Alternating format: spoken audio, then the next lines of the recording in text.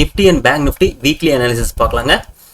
நிஃப்டியை பொறுத்த வரைக்குங்க double top அடிச்சிட்டுங்க. Market நல்ல ஒரு செல்லிங் வந்துகிட்டு இருக்கு.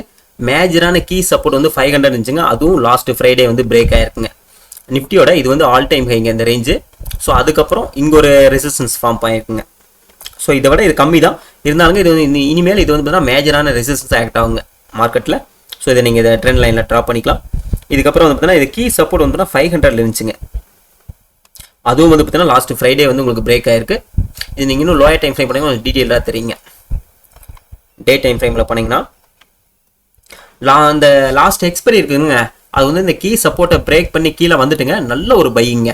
ஆனால் அடுத்த நாள் ஃப்ரைடே வந்து பார்த்தீங்கன்னா அப்படியே அந்த முன்னாடி நாளோட டே லோவில் கொண்டு வந்து வைக்கிறான். இது எல்லாமேங்க இன்ஸ்டிடியூஷனல் ஹண்டிங்கில் சொல்லுவாங்க. அவங்ககிட்ட வேற வருஷம் சுத்தமாக வைப் அவுட் பண்ணுறேன்னு அர்த்தங்க. இதெல்லாமே நம்ம வந்து பார்த்தீங்கன்னா கிளாஸஸில் வந்து சொல்லித்தரோங்க. இன்ஸ்டிடியூஷனல் ஃபுட் பிரிண்ட் கிளாஸஸில் நம்ம இதெல்லாமே சொல்லித்தரோம். அது வந்து பெய்டு கிளாஸஸ் தாங்க. 3 days கண்டக்ட் பண்ணுறோம். எவ்ரி சாட்டர்டே வந்து பார்த்தீங்கன்னா கிளாஸஸ் ஸ்டார்ட் ஆயிருங்க. விருப்பம் இருக்கிற நம்பர்கள் இன்ஸ்டால் எனக்கு மெசேஜ் பண்ணுங்கள். இது நீங்கள் இன்னும் லோயர் டைம் ஃப்ரேம் பண்ணிங்கன்னா மார்க்கெட் பாருங்கள். இங்கே சப்போர்ட்டில் இருக்க உங்களுக்கு அப்படியே தெரியும் பாருங்கள்.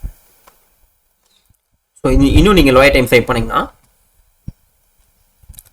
இதில் வந்து பார்த்தீங்கன்னாங்க இது எதுக்கு இந்த மாதிரி பண்ணுறான்னா அவனுக்கு வந்து ஆர்டர் போதுமான ஆர்டர் வந்து அவனுக்கு கிடைக்கலங்க. அதனால தான் வந்து அவன் இந்த மாதிரி மேனிப்புலேஷன்ஸ் பண்ணி மார்க்கெட்டை ஹண்ட் பண்ணுறானுங்க. பல்க் ஆர்டரை வந்து பார்த்தீங்கன்னா இப்போ இந்த மாதிரி ஒரு எக்ஸாம்பிள் காமிக்க இந்த மாதிரிங்க முன்னாடி நாள் நல்ல ஒரு பையிங் பண்ணிட்டாங்கன்னா எல்லா ப்ரொஃபஷனல்ஸும் உள்ள வந்து பார்த்தீங்கன்னா என்ட்ரி எடுத்துருவாங்க. அதுக்கு அடுத்த நாள் திரும்ப வந்து பார்த்தீங்கன்னா லோ வந்தான்னு வச்சுக்கோங்க. திரும்ப அடுத்த நாள் இந்த ப்ரீவியஸ் டேவோட லோ வந்து வர்றப்ப என்ன ஆகுனா எல்லாமே பேனிக்கில் இருப்பாங்க. ஓரளவுக்கு மார்க்கெட்டில் நல்லா அனுபவமாக இருக்கிறவங்க என்ன பண்ணுவாங்கன்னா சரி எதுக்கு நம்ம காஸ்ட் டு காஸ்ட் திரும்ப வருவாங்க. அந்த ரேஞ்சில் எக்ஸிட் ஆகலாம்னு நினைப்பாங்க. அப்போ என்ன பண்ணுவாங்கன்னா மார்க்கெட்டை இவன் இங்கேருந்து திருப்பினான்னு வச்சுக்கோங்க. இந்த இடத்துல பார்த்தீங்கன்னா அவனுக்கு ஒரு நல்ல ஆர்டர்ஸ் வந்து கலெக்ட் ஆகுங்க. இந்த ரேஞ்சு திரும்ப மார்க்கெட் திரும்ப மேலே அந்த ஹை வரப்ப இதில் வாங்குனீங்க போகிறோம் ஆர்டர்ஸ் வந்து கலெக்ட் ஆயிரும். அப்போ என்னன்னா இன்ஸ்டிடியூஷன்ஸ் இந்த ரேஞ்சுக்குள்ளேயே வந்து பார்த்தீங்கன்னா ஆர்டர்ஸை அக்யூமுலேஷன் பண்ணுறான். அவனுக்கு போதுமான ஆர்டர் கிடைச்சிச்சுன்னா தான் திரும்ப மார்க்கெட்டை மேலே கொண்டு போவாங்க. நம்ம இன்னும் டீட்டெயிலாக வந்து பார்த்தீங்கன்னா கிளாஸஸில் சொல்லித்தரோம். அதெல்லாம் இன்ஸ்டிடியூஷனல் ஃபுட் பிரிண்ட் கிளாஸஸ்லாம் நம்ம சொல்லித்தரோம். வேணுங்க நண்பர்கள் நமக்கு இன்ஸ்டாவில் மெசேஜ் பண்ணுங்க. ஸோ இது ரீசன் இதாங்க. இதை வந்து அவன் ஆர்டர் கலெக்ட் பண்ணுறதுக்காக இந்த மாதிரி பண்ணுறதுங்க. நீங்கள் இன்னும் லோயர் டைம் ஃப்ரேம் பண்ணிங்கன்னா உங்களுக்கு டீட்டெயிலாக தெரியும், ஓரளவுக்கு தெரியும். ஸோ பார்த்தீங்களா ஒரு வெஜ்ஜி பேட்டர்ன் மாதிரி ஃபார்ம் ஆகுது பார்த்தீங்களா. இது எல்லாமே சப்போர்ட் ரேஞ்சில் தான் இருக்குது. எந்த இடத்துல சப்போர்ட் எடுப்பான்னு சொல்ல முடியாங்க. அப்படி சப்போர்ட் எடுத்தானா நல்ல ஒரு ஒன் டைரக்ஷனல் மூவ்மெண்ட்டாக இருக்குங்க. இப்போ லாஸ்ட் அந்த எக்ஸ்பீரி அன்னைக்கு வந்துச்சுலங்க. ஸோ இந்த மாதிரி பாருங்க. ஸோ மார்க்கெட் வந்து பார்த்தீங்கன்னா 350 இருந்தால் மார்க்கெட்டை கொண்டு வந்து எங்கே நிறுத்தினாங்க 630 கொண்டு நிறுத்தினான். ஆல்மோஸ்ட் வந்து பார்த்தீங்கன்னா உங்களுக்கு 250 பாயிண்ட் கிட்டத்தட்டங்க. இதில் நீங்கள் எந்த இடத்துல நீங்கள் ஏதாச்சும் மார்க்கெட்டுக்கு எகென்ஸ்டாக போனீங்கன்னாலும் மாட்டிருப்பீங்க. ஸோ பாருங்கள் இந்த மாதிரி தாங்க ஒன் டைரக்ஷன் மூவ்மெண்ட்டாக இருக்கும். ஸோ மார்க்கெட்டை நிஃப்டியை பொறுத்த வரைக்குங்க ஸோ ஃபோக்கஸ் பண்ணணும்னு நினைக்கிறீங்க. கீழே சப்போர்ட் அடிச்சுன்னா அப் சைடில் ஃபோக்கஸ் பண்ணுங்க. நெக்ஸ்ட் பேங்க் நிஃப்டியோட வீக்லி சார்ட் வந்து பார்த்தீங்கன்னா ஸோ பேங்க் நிஃப்டி வந்து பார்த்தீங்கன்னா ஒரு சேனலுக்குள்ளே தாங்க போயிட்டு இருக்கு. பார்த்தீங்கன்னா உங்களுக்கு தெரியும் சேனலோட டாப் வந்து பார்த்தீங்கன்னா உங்களுக்கு ரெசிஸ்டன்ஸ் எடுத்துக்கிட்டே வரும். பாட்டம் வந்து பார்த்தீங்கன்னா உங்களுக்கு சப்போர்ட் எடுத்துக்கிட்டே வருங்க.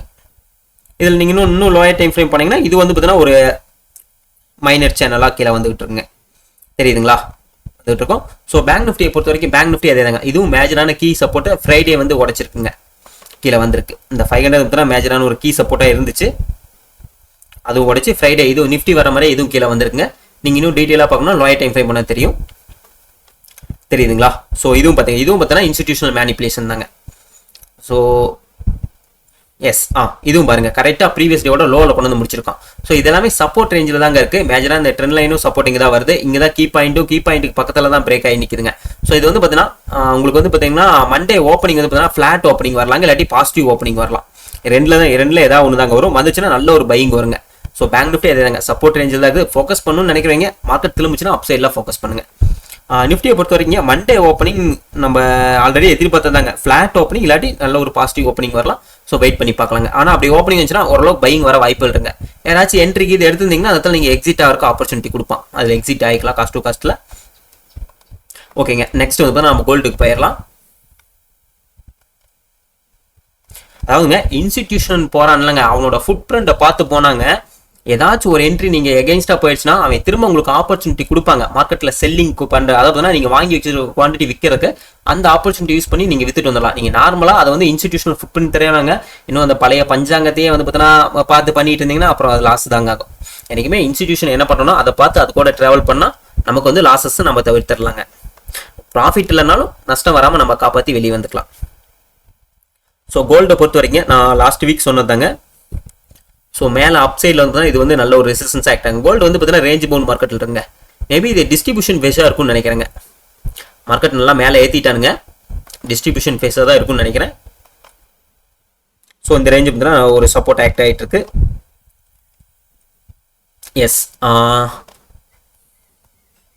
எஸ்ங்க, இங்கே பாருங்க மார்க்கெட் மேலே வர்றப்பில செல்லிங் தான் வந்திருக்கு, கீழே வர்றப்பில சப்போர்ட் எடுக்குங்க.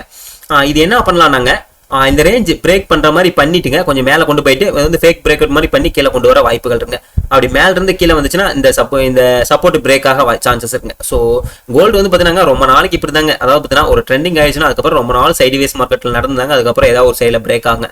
கோல்டை பொறுத்த வரைக்கும் தாங்க, இந்த டாப் வந்துட்டு உங்களுக்கு செல்லிங் கன்ஃபர்மேஷன் கொடுத்தா செல்லிங் போங்க, பாட்டம் வந்து பையிங் கன்ஃபர்மேஷன் கொடுத்தா அப் சைடில் ஃபோக்கஸ் பண்ணுங்க. இதுக்கு இடையில எங்கே போனீங்களாலும் மாட்டிப்பீங்க. ஸோ கரெக்டாக அது பார்த்து ஃபாலோ பண்ணுங்க. கோல்டை பொறுத்த வரைக்கும் தாங்க, கோல்டு ஒரு ரேஞ்ச் பவுண்டில் இருக்குங்க. நெக்ஸ்ட் வந்து குரூட் ஆயில் பார்த்துடலாங்க. US oil,